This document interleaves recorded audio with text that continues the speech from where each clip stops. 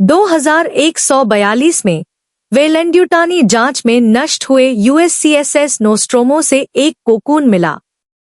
महीनों बाद dark LV 410 पर जर्जर जैक्सन की स्टार कॉलोनी में अनाथ रेन कैराडाइन को पता चला कि उसके कार्य अनुबंध को वेलेंड्यूटानी ने जबरन बढ़ा दिया है। भागने की कोशिश में रेन अपने दत्तक भाई एंडी के साथ मिलकर काम करती है, एक खराब एंड्रॉयड जिसके लिए उसके पिता ने उसे दोबारा प्रोग्राम किया था। उसके पूर्व प्रेमी टाइलर, उसकी गर्भवती बहन के, उनके चचेरे भाई ब्योन और ब्योन की दत्तक बहन नवारो। वे वेलेंड्यूटानी स्टेशन पुनर्जागरण तक पहुंचने के लिए हेलर कॉर्बेलन 4 की कमान संभालते हैं, जो रोमुलस और रेमुस में विभाजित है। उनका लक्ष्य वेलेंड्यूटानी के नियंत्रण से मुक्त ग्रह यवागा 3 की यात्रा से बचने के लिए क्रायोस्टेसिस उपकरण चुराना। समूह को पता चलता है कि पुनर्जागरण कुछ ही घंटों में LV 410 के छल्लों से टकराने वाला है। एंडी रेमुस तक पहुंच प्राप्त करने के लिए स्टेशन के साथ इंटरफेस करता है और उसे पता चलता है कि यवागा 3 एंड्रॉयड पर प्रतिबंध लगाता है, जिसका अर्थ है कि उसे पीछे रहना होगा। क्रायोस्टेसिस ईंधन प्राप्त करते समय टाइलर और ब्योन गलती से फेसहुगर परजीवी छोड़ देते हैं, जिससे लॉकडाउन शुरू हो जाता है। हताश, रेन ने एक क्षतिग्रस्त विज्ञान अधिकारी एंड्रॉयड रूक की एक चिप के साथ एंडी की सुरक्षा पहुंच को उन्नत किया। हालांकि इससे एंडी की वफादारी वेलेंड्यूटानी के प्रति बदल जाती है। एंडी समूह की सुरक्षा सुनिश्चित करता है, लेकिन एक फेसहागर नवारो को गर्भवती कर देता है। बारिश ने रूक को फिर से सक्रिय कर दिया, जिसने खुलासा किया कि वैज्ञानिकों ने कोकून से जेनोमोर्फ पर प्रयोग किया, जिससे प्रकोप हुआ। जेनोमोर्फ के भागने के परिणामस्वरूप बड़े पैमाने पर चालक दल हताहत हुए और इसके अम्लीय रक्त के कारण विस्फोटक विघटन हुआ।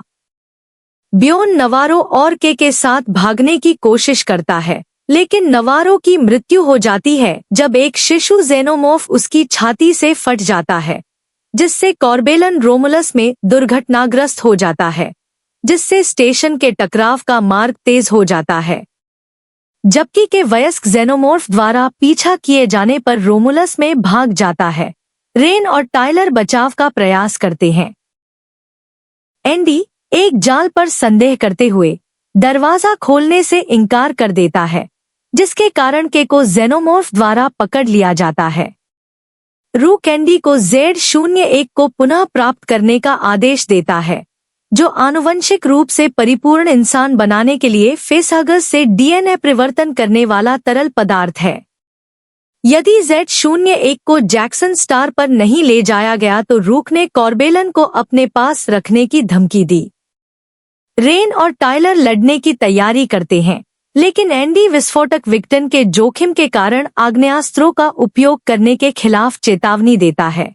जेनोमोर्फ घोंसले की खोज करते हुए समूह गंभीर रूप से घायल के को बचाता है। जहाज की ओर बढ़ते समय के खुद को तेजी से ठीक करने के लिए Z01 का उपयोग करती है।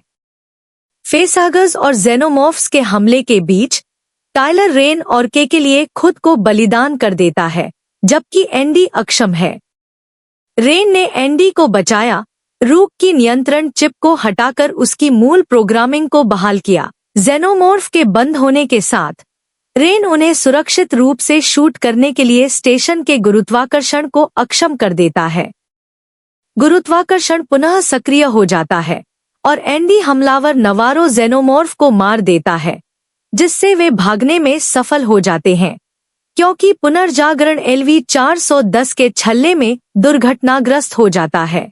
जैसे ही वे यवागा की यात्रा की तैयारी करते हैं कि Z01 द्वारा उत्परिवर्तित एक मानव जेनोमोर्फ संकर को जन्म देता है।